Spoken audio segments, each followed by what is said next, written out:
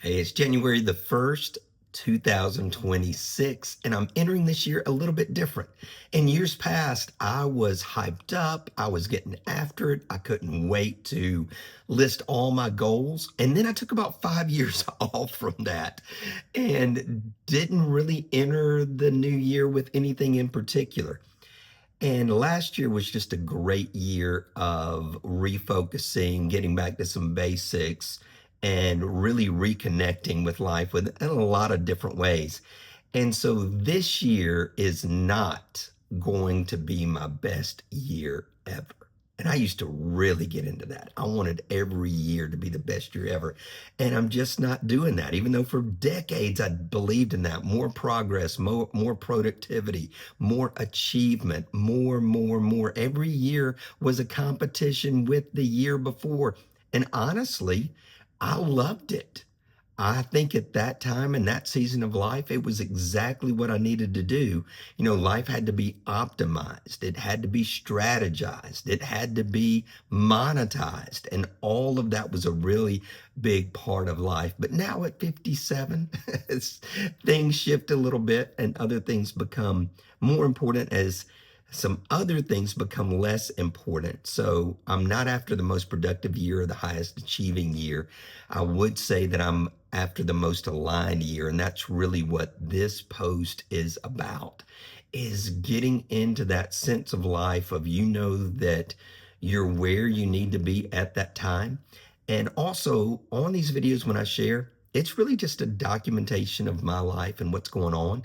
I'm not coming in to tell you anything that you have to do, that you're going to have to follow these principles if you really want the best life. It's, hey, this works for me, and I hope that in some way I can encourage you to discover what works for you too. And sometimes it's easiest to do when we're listening to someone else and what they're going through and what they've faced. So every year does not have to be the best year ever for me. So I'm not walking into 2026 with an extreme list of what has to happen in order for the year to become a success. In fact, just yesterday, I was watching a video that the question said, what needs to have happened?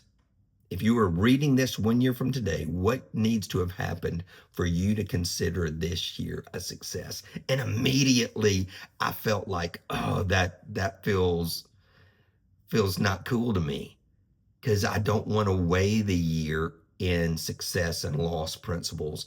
I want to weigh the year in evolving and learning and being able to look back and review the year and say, wow, we've changed. Things have become more positive, and the negatives were navigated in a better way, in a more healthy way. So that's kind of where I am. So as I step into this year, I'm not justifying things with metrics. I'm not proving anything to anyone, but I've got these three mindsets. Number one, achievement, alignment. See, I'm still in old life. Alignment over achievement. Achievement asks, what can I accomplish? Alignment asks, what actually fits? Achievement is loud. Alignment is specific. It's more of a sensing, right? When I look back at the moments that changed me most, they weren't the ones I optimized for. They were the ones that felt right. Often they were quiet. Sometimes they were very inconvenient. Alignment doesn't reject success. It refuses to chase it at the expense of the soul. You read that one again. Alignment doesn't reject success. It just refuses to chase it at the expense of the soul. So this year, I'm less interested in stacking wins, more interested in telling the truth to myself about what energizes me, what drains me, what feels honest. Not what's impressive, but what's true.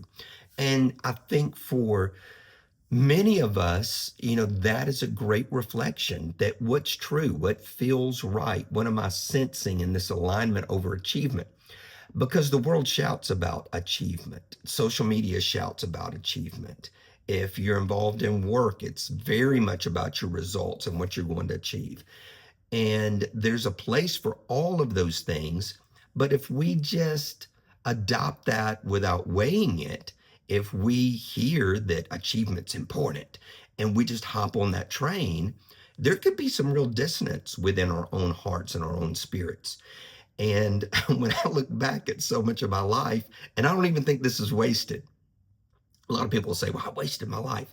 I started my first business at age 20, and I've been involved in a lot of businesses. Even currently in my work, I help business owners sell their business.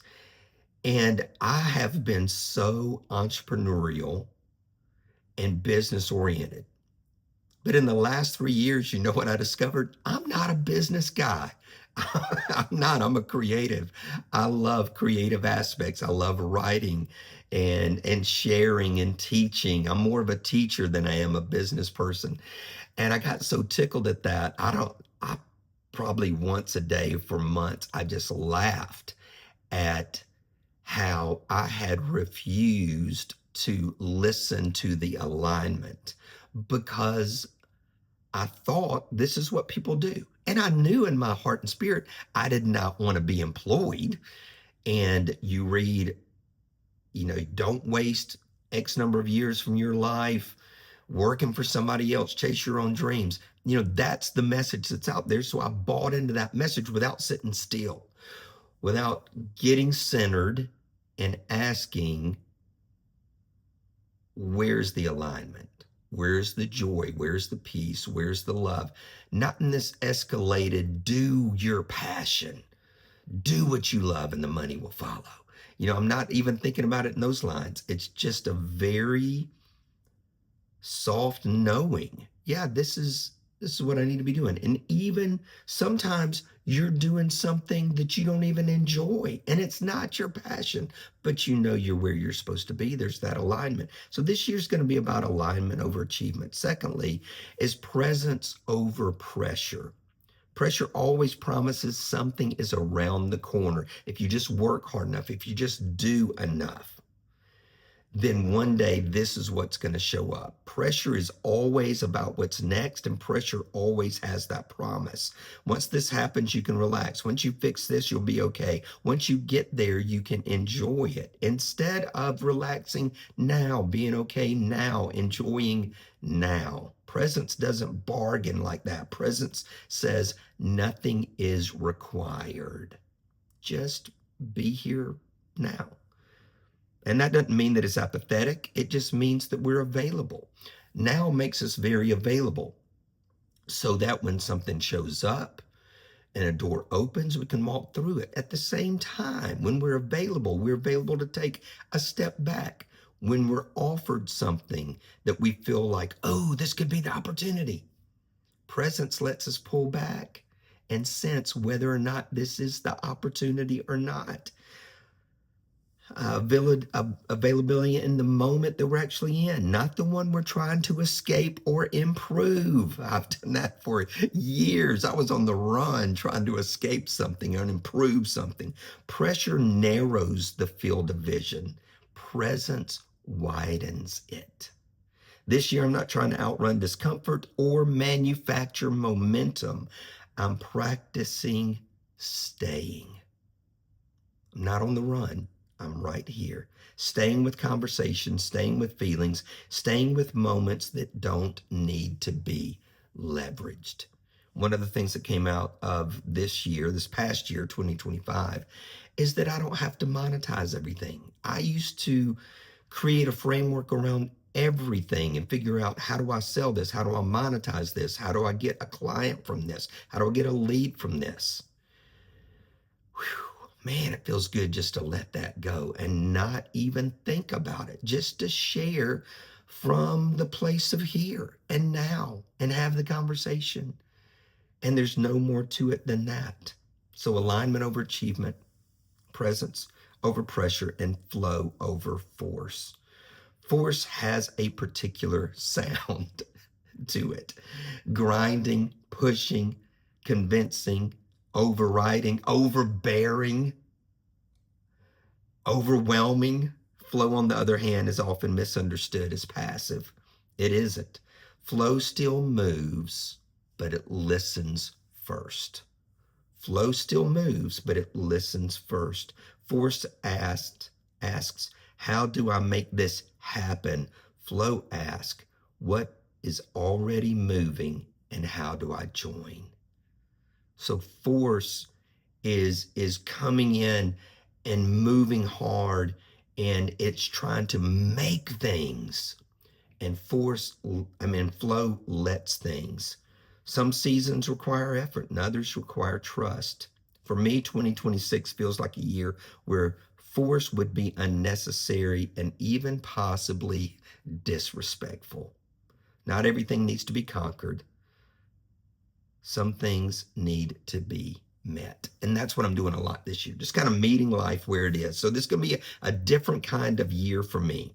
No declarations, no banners, no pressure to make it the best year ever.